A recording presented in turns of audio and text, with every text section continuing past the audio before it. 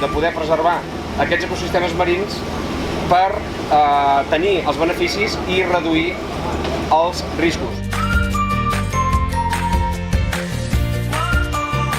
El Parc Natural de Cap de Creus, només com una dada sapigueu, es va crear l'any 98, depèn de la Generalitat de Catalunya, del Departament de Territori i Sostenibilitat, i és terrestre marí, va ser el primer parc marítim terrestre de Catalunya.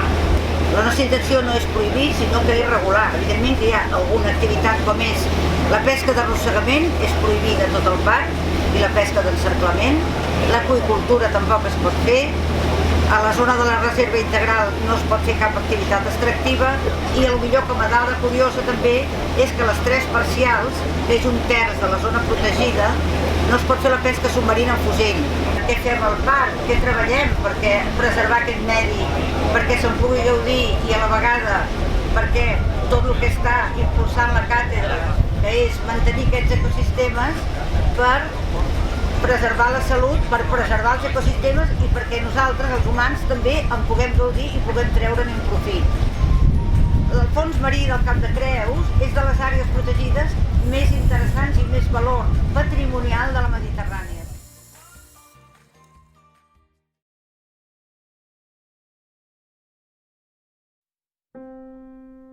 Si haguessis nascut en una altra terra, podria ser blanc, podria ser negre. Un altre país fora casa teva i diries sí en una altra llengua. T'hauries criat d'una altra manera, més bona potser més dolenta. Tindries més sort o potser més pega. Tindries amics i jocs d'una altra mena. Duries vestits de sac o de seda, sabates de pell o tosca espardenya, o aniries nu perdut per la selva. Podries llegir contes i poemes, o no tenir llibres ni saber de lletra. Podries menjar coses llamineres, o només crostons de pa negre. Podries.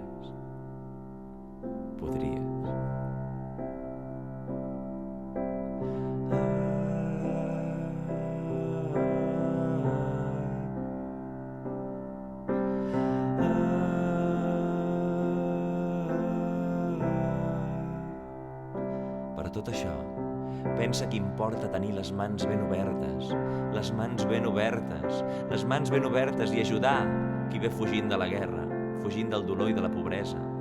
Si tu fossis nat a la seva terra, la tristesa d'ell podria ser teva.